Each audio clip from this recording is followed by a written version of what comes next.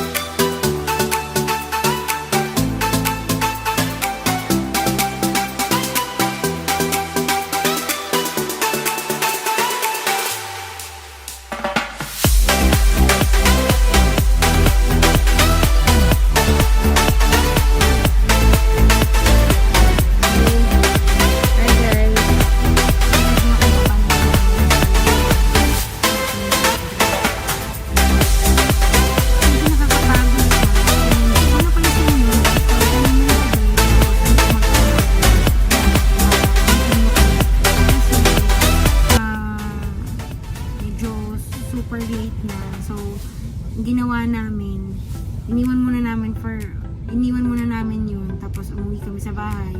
And then, balik ulit kami ng morning. Kasi napansin namin, mali pala yung spelling ng celebrant.